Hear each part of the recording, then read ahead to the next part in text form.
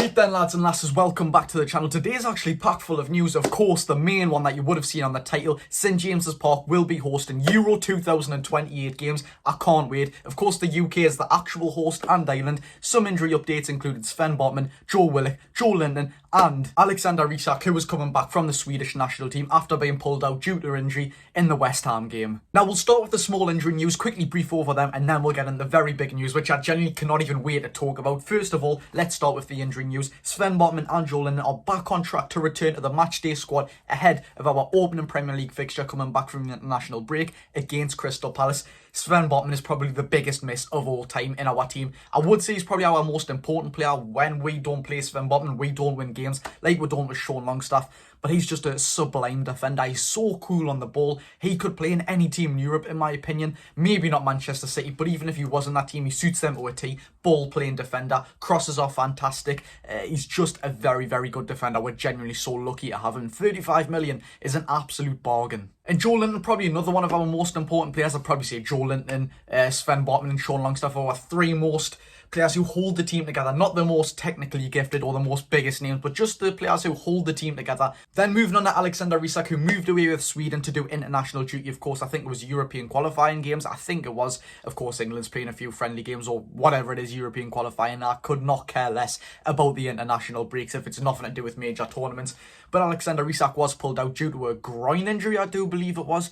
It was a coming together in the West Ham game. And he's been looked at by Swedish specialists and they just don't think he can play. They don't think he can make, which I guess it's kind of good for us if he's not too much injured. I mean, he can come back, he can rest, doesn't have to play for Sweden, which is probably better for us. Rest, get back to 100% for Crystal Palace, Alex. Then Joel Bland reported on X that Joe Willock was going to be back for the Palace game. I was absolutely buzzing. I was thinking, wow, we've missed this man. Him coming on, bringing them extra legs. It's going to be fantastic. I said on Twitter, or X if you want to call it, it feels like it's going to be a new signing. Then Joel Bland went and said he had a slight misunderstanding and that he'll be back in light training for the Crystal Palace game. He won't be back in training. He'll be back in slight training, which that is a very big drop. Now, what we've all been waiting for in the majority of the video, the Euros 2028 is nevertheless coming to the UK, but it's coming to St James's Park as well. Let's get straight into it right now. Now, the places where it's going to be hosting the Euros 2028, of course, the UK and Ireland, but the exact stadiums is Belfast, Birmingham, Cardiff, Dublin, Glasgow, Liverpool, London, Manchester and Newcastle. For some reason, London and Belfast, in between them two, which I've just mentioned,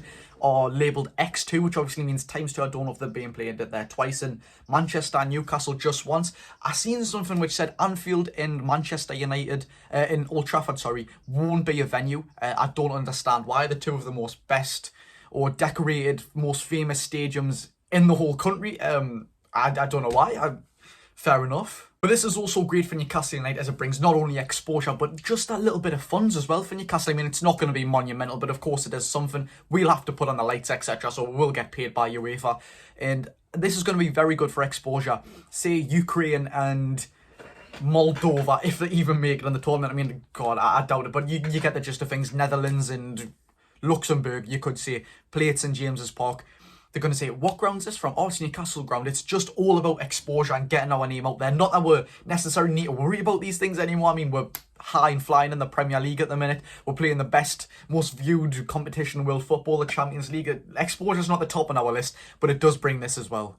I don't know if you can agree. Please let me know in the comments if you do agree. The international breaks where it's like the UEFA Nations League or the qualifying rounds for the Euros, World Cup, I might watch.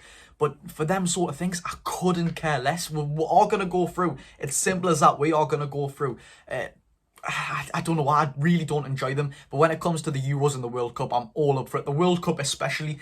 The Euros, I will definitely watch it. But I'm more patriotic about the World Cup. But this being in England, this is just going to be fantastic. Like, I've already had the 3 Lions song on in the shower today. I can't wait. Could England actually win the Euros? It's on home soil. We've seen what happened the last time we were in a final on home soil in 2020 or 2021. It was, I can't even remember. Yeah, we got beat off Italy on penalties. How on earth we missed 3 penalties, I'll never know. 3 penalties is mental. It genuinely is mental. In a row as well. I swear, didn't they get brung on for penalties as well? Who was it? Rashford and was it? I can't exactly remember. I know Sancho was definitely brought on, unless it was Saka and Sancho. But oh my God, could we actually win the tournament? If we avoid France in the early stages, who are of course the best team in the tournament, definitely we could have a chance. We'd get to the final, I do believe. Will Gareth Southgate be the manager? Of course, I think he's actually rumoured not to be. The England women's manager is rumoured to be our manager now. I don't have any clue if coming from the women's game to the England game is a big jump.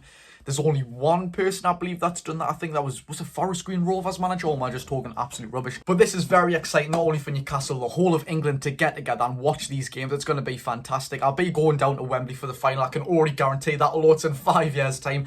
I can guarantee in 5 years' time. And you can come back on this video. I will go down to the Wembley. I mean, if we get the final, of course. But there we'll have it, ladies and gentlemen. The international break is probably an important time for it to come for us right now. We've just beat PSG 4-1. We've got a fantastic draw against West Ham. Time for injured players to recover. We'll get back and then we'll come back against Crystal Palace even harder. If you did enjoy this video and you do enjoy the fantastic news which I've just brought you, and you would have heard already about the England Euros 2028, I seriously cannot wait for that. Please drop a like if you haven't already. Hit that subscribe button. Thank you very much. I've been Jody Josh. Go and enjoy your day.